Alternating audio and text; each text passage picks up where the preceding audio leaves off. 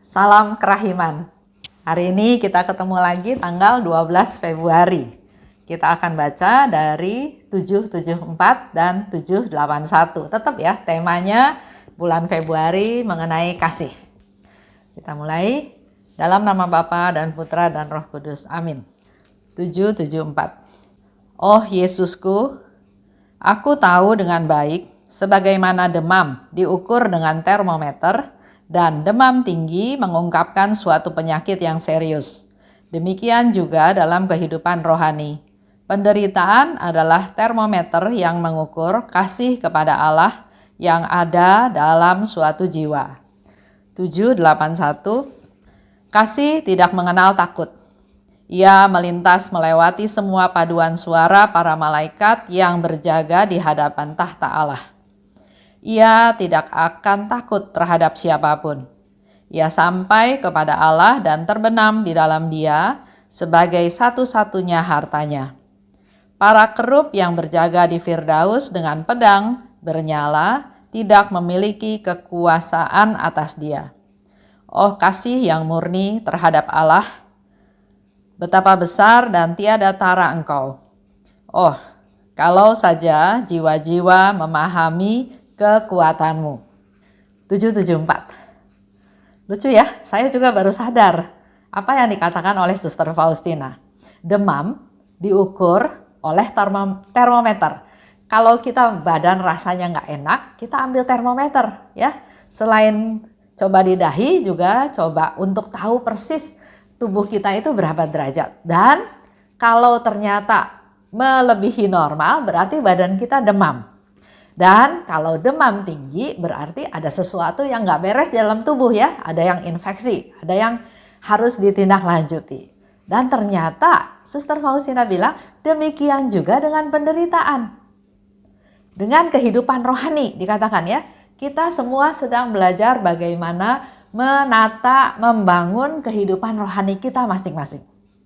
Ternyata penderitaan adalah juga termometer untuk mengukur kasih pada Allah yang ada dalam suatu jiwa. Kalau biasa-biasa saja, berarti ya kasihnya biasa-biasa saja. Tapi kalau penderitaan itu ternyata diukur secara termometer dengan nilai yang tinggi, yang besar, artinya ungkapan kasih kita pada Allah juga semakin besar. Kembali lagi yang mau diingatkan adalah penderitaan itu bukan sesuatu yang dikatakan bahwa oh Tuhan menghukum, Tuhan nggak sayang sama saya. Tapi penderitaan mari kita terima, kita hayati sebagai sesuatu yang positif. Dengan semakin tingginya penderitaan, artinya termometer kasih kita pada Allah itu semakin tinggi.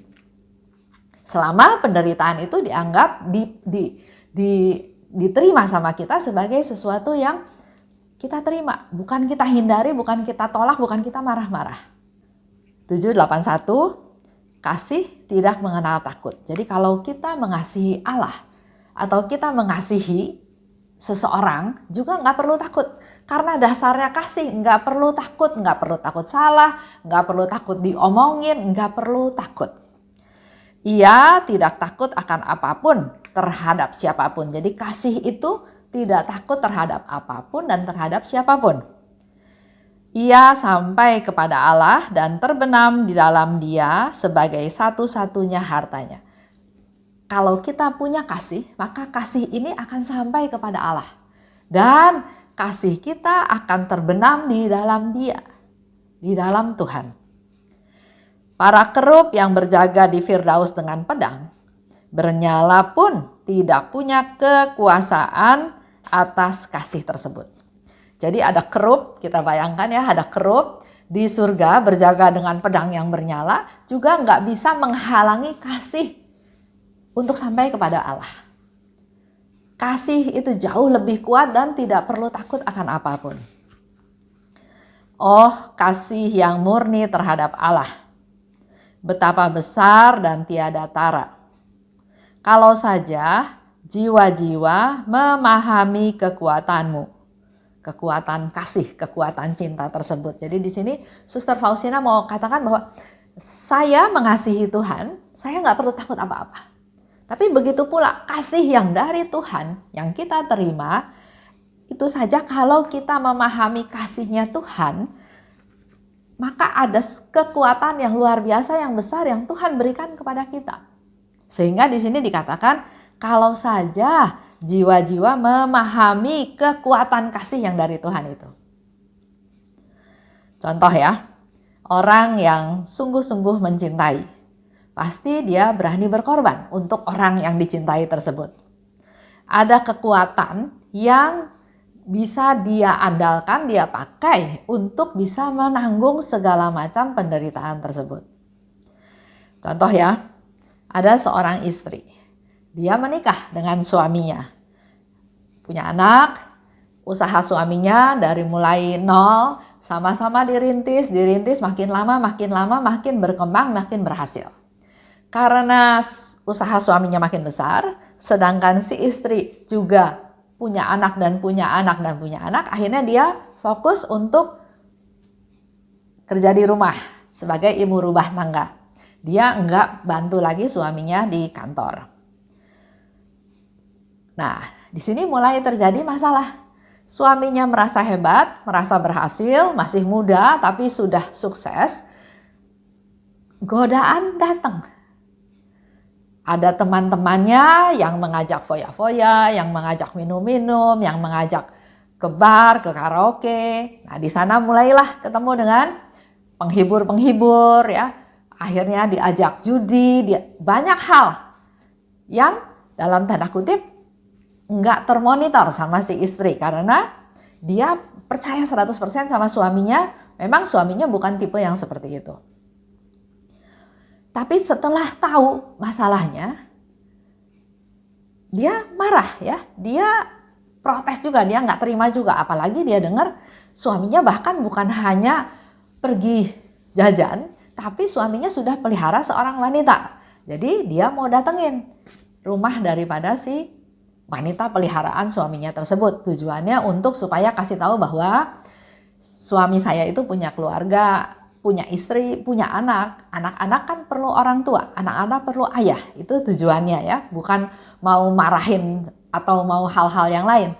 Tapi begitu dia sampai ke rumah perempuan itu, dia lihat perempuan itu sudah menggendong bayi.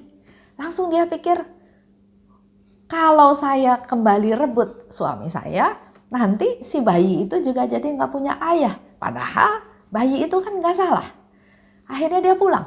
Dia nggak jadi protes, dia nggak jadi ngomel sama si perempuan peliharaannya. Dan yang luar biasa, terhadap suaminya dia diem aja. Dia nggak protes, dia nggak komplain.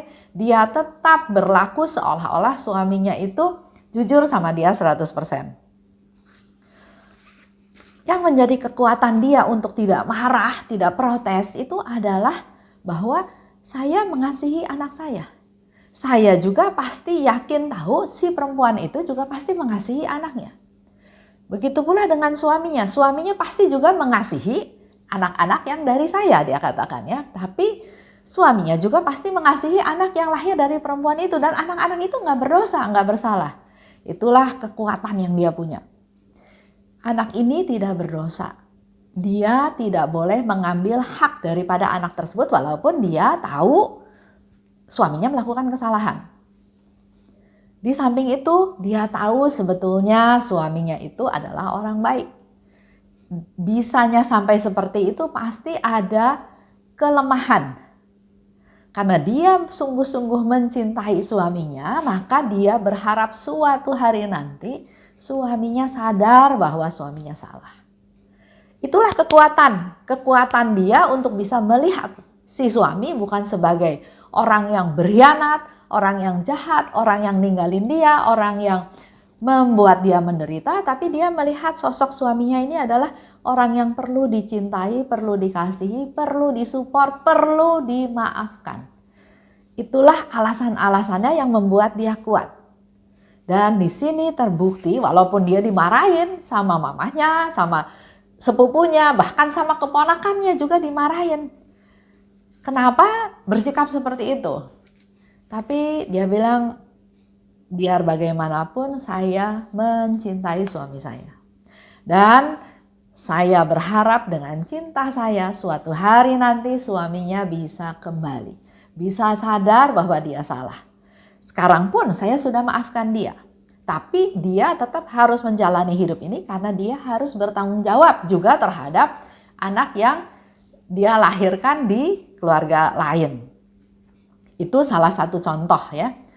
Contoh di mana perempuan ini, ibu ini, istri ini walaupun dia dirugikan, dia dihianati, dia menderita, tapi ada kekuatan yang besar yang dia pakai untuk bertahan, yaitu rasa cintanya pada suaminya.